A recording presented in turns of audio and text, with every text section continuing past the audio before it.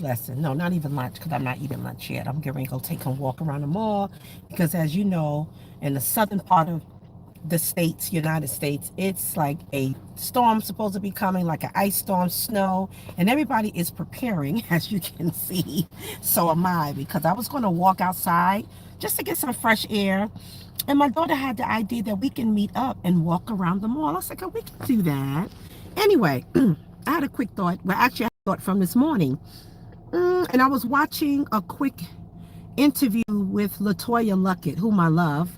And the narrative, it was one of those videos was there's a narration going on, and he was just talking about how, you know, she reinvented herself after the group Destiny's Child broke up, and her just going after her solo career. First she started a group for a short time, and then the record label that they were under at the time, they just broke apart. So then that broke up the group. Basically everybody went their own separate ways, and Latoya came back stronger, and then she got into acting and a lot of other things. And I just started thinking, because you guys know I am a certified life purpose coach. A lot of you who follow me already, those of you who don't, then I'm letting you know now, I am a certified life purpose coach, a certified mental health professional, pastoral counselor, speaker, author, and trainer. And so one of the things I do in a lot of my workshops, so I do training, especially with women, helping them identify their purpose and their passion. But I wanted to title this real quick, Reinventing Your Purpose and Passion. I didn't want to put reinvent yourself, because sometimes that can sound like you changing yourself altogether. And no, maybe you making some changes within yourself or about yourself, which can include healing, but maybe you're reinventing your purpose and your passion. Like in this season, you want to do something new. You want to go after you want to have a different adventure. There's other assets to you. Sometimes people don't even know about. They're like underlying. And so maybe now this is the season you want to bring out that part of you and let the world see what you have been hiding for so long. Or maybe it wasn't time before, but now it's the time. And everything that has happened up until this point is catapulting you to releasing that new purpose and that new passion. Or maybe you discovered a purpose or passion you didn't even know that you love or like. A lot of people are doing things they never thought that they would be doing. I just listened to an interview with someone talking about him becoming a comedian. It wasn't even a plan. He didn't even see himself as a comedian. Like, what, comedian? I'm trying to do something completely different. Okay. And he's very successful, and he helped other people, put other people on.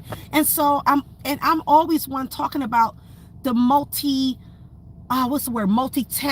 multi-purpose, multi things that we carry with inside ourselves. God has made us that way. He's made us creative. He is a creator, and we are procreators. So that means he's given us the ability to create and recreate and procreate. But I'm not talking about procreating children or humans. I'm talking about procreating your gifts, your talent, your purpose, your passion.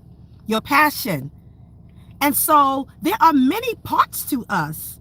And I don't want you to no longer live in hiding or under excuse of, oh, I'm just called to stay in the back. That's not everybody's excuse. Some people are great assistants. That's what they're called to do. Some people use that as an excuse because they never had anybody to push them to operate in their purpose and their passion. But you can do a new thing in this season, not only because it's a new year, when I say new time, a new season, I'm not talking about the year. I'm talking about the season you're in personally. So don't be ashamed of reinventing yourself, because people do it all the time. Hey girl. People do it all the time. Sometimes you could be a mom. Someone said Kiki's mom. You can be a mom and decide, you know what, I don't want to be just a mom or just a wife anymore. There's other parts to me. I want to do something else. So it's time for you to tap in. And what is that thing you dream about, you sleep about, you think about, or you write about, you journal about, that nobody knows, or maybe your close family and friends know, and you have not really tapped into it, or if you did tap into it, you didn't bring it into full fruition. And it's time to bring things into full fruition. Now, if you're a believer like me, then you're not going to leave out the God factor, where you pray and you seek the Lord about it and ask God for strategy and ask God to show you how to strategically put yourself in the right room with the right people to help you birth what it is you have inside of you. That can also mean a ministry, a calling you may have in your life. Maybe it's time for you to stop hiding, being scared, being fearful, comparing yourself to other people. One thing I know about most people who are successful, whatever it is they're doing, and I'm not talking about financially success. I just mean success at achieving and going after whatever that dream and vision is. Although they look at others just to learn from and glean, they found their own lane and they operate in their own lane, and the value that they have and from their life experience and information, educate, whatever is your experience. That's where they stay, and they go full throttle in it. And so they get to unleash themselves and be themselves and not try to put on somebody else's persona of who they are. They walk in their own lane. And I'm one of the ladies or girls or whoever believes in opening up your own door, build your own stage, like not wait for permission, not wait for other people to tell you, go ahead, go ahead, go ahead. Now there's a time and a space for that, and God will send people to help make sure you walk into your purpose. But I'm talking about you're not waiting for somebody else to put you on their stage. You say, guess what? I'm gonna create my own stage. Just like me getting bold, and I created a whole nother channel where I display my talent in the performing arts. I love to act. I do a lot of background acting. I did some lead acting as well, and I did some skits on some other people's skits. And not too long ago, I was on a Country Wayne skit. I just asked to be put in the skit. Next thing you know, I get a call back, and I got like two or three scenes. I forgot how they chopped it up on the Country Wayne skits. That really was a miracle, because it came at a time that I needed the most. And I did really well, and I got a lot of compliments. So I'm just saying, there's so many facets to you, and you got to do it. So I put myself out there, and that's one of the things. I know you hear it all the time, just show up. But it's really true. You can say the world's best kept secret, or you can decide to show up. And you don't have to worry about, I want to go before the masses. Your masses could be in your local community. Maybe you going around doing things to help women or men in certain situations. And maybe you've been there, and a part of you is saying, oh, I can help people do that. I would love to do that. Then do it. It doesn't always take a lot of money to do stuff. It's just, again, showing up, I said earlier, asking God for strategy to get in the right room with the right people and meeting somebody. And next thing you know, somebody else say, hey, I would like you to come and be a speaker here. I would like you to come and demonstrate that here. That's how I got many opportunities for showing up, putting myself out there and getting bold and say, guess what? I am a speaker, because you got to proclaim. You got to say what it is that's in your spirit. Stop being afraid of somebody looking at you like, she a what? I ain't never. You know what you are. You know their capabilities. You have to speak it. So I speak all the time. And I was a preacher for many years. I'm still a preacher, but I'm saying I ministered for so many years, and God was letting me know that's still speaking. You're still speaking to people. So yes, I can say I am a speaker. I am a preacher, or whatever. Oh, I do all these other things. I'm also a licensed cosmetologist and a number of other things I do. So I've done hair for years, and now I focus on building my brand, cosmetics, natural hair and skincare. I just go ahead and do the thing. If God give me the green light and says, go, I go. When I wanted to sing, like for people's weddings, I didn't really want to do funerals, but of course I was asked to sing at funerals many times. I just went and did it. I sung in church. I was one of the church soloists. And then people started asking me to sing, and I would sing. I even had a group for a short time. This is kind of a couple of years ago, many years ago, probably over 20 years ago, something like that. But anyway, I did it. I sang. And people get shocked, like, I didn't know you can. Now, I'm a little rusty now, but I still got a little something. So I just say I got a little soul on top of my vocals. and people hear me mumbling because it's such a habit. I don't even think about it. And they say, I said, I was singing it. It's such a habit. I'm a songbird. But people pick it up and they go, oh my God, would you like to do A, B, C, and D? But I do show up. So I need you to do that. I need you to be, what word I want to use? Accountable to yourself. Stand up for yourself and do it. Be your own personal cheerleader. I wanted to sing encourage yourself, but my voice is not there. Encourage yourself in the Lord. Oh, but I'm hoarse today, right? But I'm saying you got to be that person for yourself. When you walk in confidence in the I don't care attitude, oh, people like that. You attract people towards you who say, I want that spirit. I want that attitude in this platform or whatever they getting ready to do. Recently, somebody said to me, girl, that's the power. You need to bring that power to this place. Like, just being myself, not trying to be like anybody else. I no longer apologize for all part of me, all the parts of my personality. Whether there's some quirkiness, maybe a little nerdish there, funny, humorous, cuckoo, whatever you want to call it. That's what make me creative. That's what make me unique.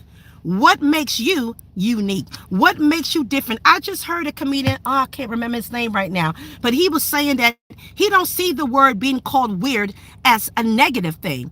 He said, whatever you want to call it, if you have your own quirkiness and you want to call it special or whatever, he said, I don't have a problem with the word weird. I'm glad I weird because that's my genius. That's my superpower. That's what he said about him and his son. Matter of fact, he was on Shay Shay podcast, Shannon Sharp podcast, and he was talking about that. And I said, I know that's right. I always talk about it is about perception and perspective, right? So somebody can put a stank on something and you put a blessing on it. I'm gonna put a praise on it. You got to do this, okay? There are people waiting for you. There are people waiting to hear you, hear what's inside of you. It's time to birth. Yes, I'll call myself a spiritual midwife because that's why I'm a certified life purpose coach, because I come alongside and hey, if you are around me and I see something in you, we're going to push that thing out. And I realize another gift I have. When you speak about who you are and what you possess, it doesn't mean you're being conceited or anything. It just means you know who you are. I realized from what a whole lot of other people told me that I have a gift of connecting people. I will connect people, and I don't even hold on for a second. What you said, daughter? I'm live. Huh? I'm live. I'm coming. Oh, you want to drive your car? I'm coming to your car. You want me to drive? Okay, I'll drive. She's coming in here. Real quick, I'm about to end. But what was that? A lot of people have told me that I have the ability to connect people. And when I see somebody else got something that can match with somebody else, oh, my brain starts to go. I can't help it. That's who I am. I don't apologize for it. Come on, I need you to meet this person because this person is going to help you get to this next level or pull out something in you. Okay, so I'm getting off this thing right now. I hope I inspired somebody. That's what I come to do. Inspire. I am a transformational and empowerment speaker, right? But I'm also a prophetic speaker, which means speaking life to that thing that's in you. Okay, that's what I do without trying to do it. That's what I'm saying. A lot of you, if you pay attention to what you do and the impact you have on people that encounter you, ask them, what do they see that's consistent? And I want you to pay attention to wherever you go, you hear people saying the same thing about you. They're not lying. They don't know each other. You're in a whole nother state or city or town or environment. And if more than 3 people, I don't care. Look, if more than 2 people are saying something that they see about you and they talking about the same attribute, please pay attention. They're not lying. So if you have that self-defeated thought, I don't know what your trauma has been or whatever, and you have a negative core belief that you don't hear or believe, or you end up sabotaging stuff because of the fear that you have, you need to break it, okay? And those of you who follow me, even on my I'll Get Your Life Back Academy on my website, my aim at what I do as a life purpose coach is to motivate you to break through barriers and propel into your purpose. I need you to be about your purpose. I need you to be about your purpose. Okay, I'm getting off this live. I ran out of my, what should I do? Use some coping skills. Deep breathing. Are you taking it for anxiety? Some deep breathing, okay? Some praying if you are a believer. Doing things to relax your nervous system, whatever that is. It could be something funny to induce those endorphins from your brain that will send signals to your nervous system to give you that sense of calm. And just take those deep breaths. Take your time, hold it in. Do the box deep breathing, where you breathe in and you hold it in for 4 seconds, and then you release 4 seconds, and then you do the same thing over and over again until you feel your nervous system regulate itself and your emotions will become regulated, and then your brain will go back online, and then you'll be calm and rational and reasonable. So you can try that if you're dealing with anxiety.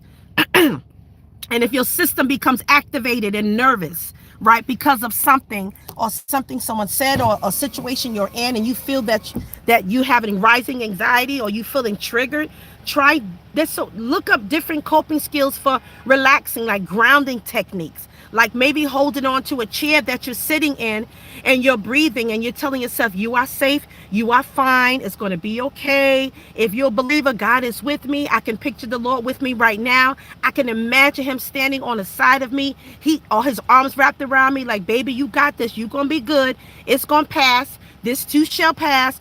Whatever works for you. Music, praying, I'm drinking some herbal tea, like any of the things that may help you. Okay, I gotta go now, my daughter's waiting for me. We gotta go walk around this mall. All right, yes, the Lord is my shepherd, I shall not want. Come on, somebody, I gotta go. Y'all gonna keep me on. Okay, later, bye bye, love you.